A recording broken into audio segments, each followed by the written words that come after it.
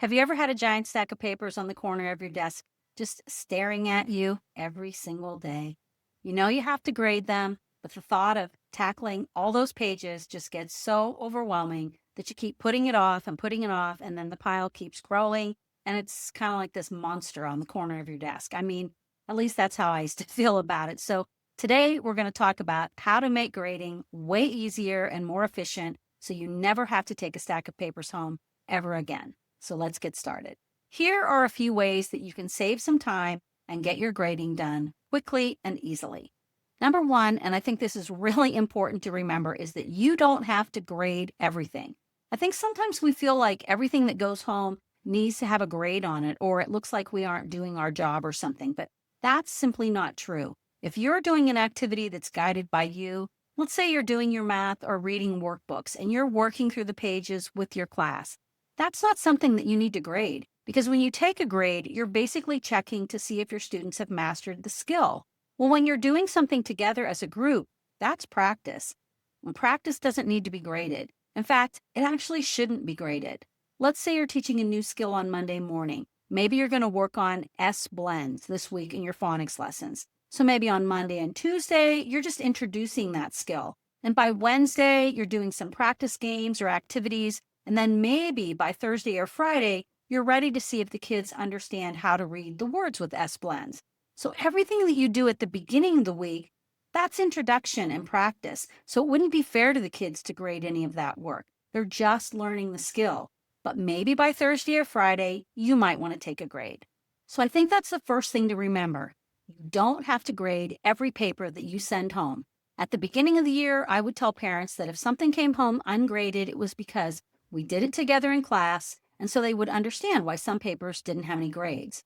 If you're working on something together, or maybe the kids are just doing a practice page, you can always do what I called quick checks, which basically means that as the kids are working, you're walking around sort of observing what the kids are doing and just sort of do a quick check of their work.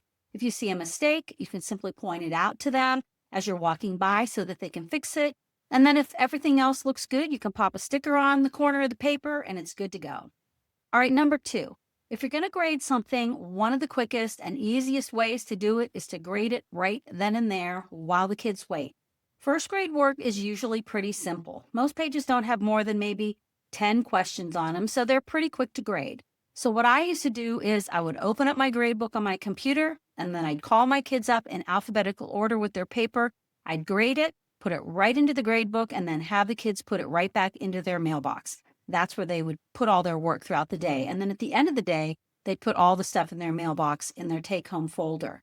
So by grading the papers right then while the kids stood there and putting it into my grade book, it took maybe 5 minutes, and then I didn't have papers all piled up on my desk to grade.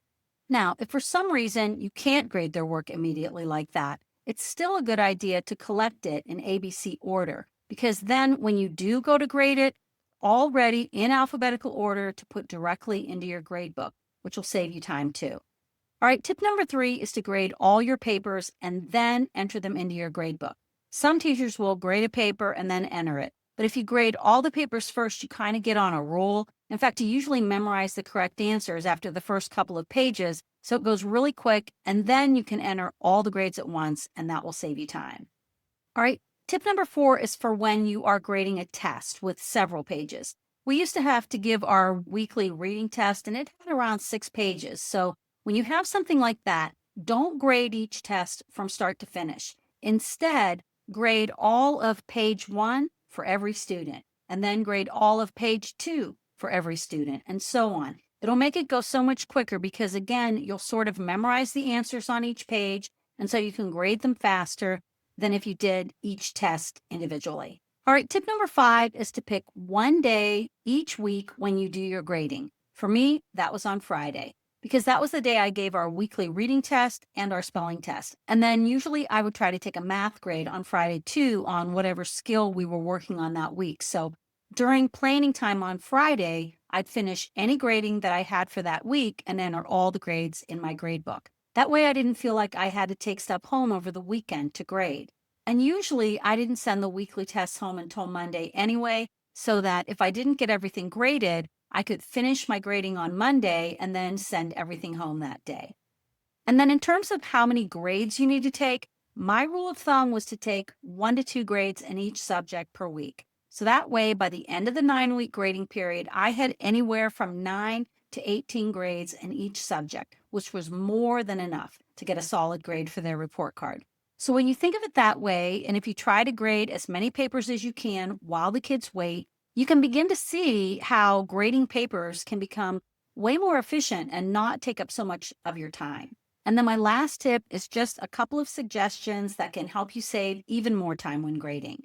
And the first one is for when you're grading writing assignments, because writing is always one of the most time-consuming things to grade. You're looking for so many things, Did they capitalize their sentence? Did they leave spaces between their words? Did they use the correct punctuation? Does their writing make sense? All sorts of stuff.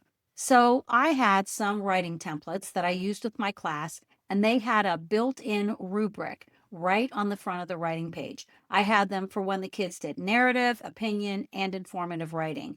And the rubrics were all specific to those types of writing. So when I was grading their work, the rubric was right there to remind me of what I was looking for, and I could grade each part of the writing and then get a total grade at the end. Those writing templates are in my TPT store, and you can take a closer look at them at @ffirstyland.com/rubric, or I'll put the link in the show notes. All right, and then finally, use some type of easy grader to calculate your grades. You can get those apps for your phone, and that will really make it super easy. I think there's one called Easy Grade, and there's another one called Quick Grade. I'm not sure if there's a cost for those apps or not, or you can just go old school like I did and use the cardboard one. I'll put the links in the show notes for those as well. So there you have it. There are lots of ways to make your grading more efficient and save you time so you don't have to stay after school or take papers home to grade. All right, friends, I hope these tips helped you out. Until next week, remember to make learning feel like play, and I'll talk to you soon.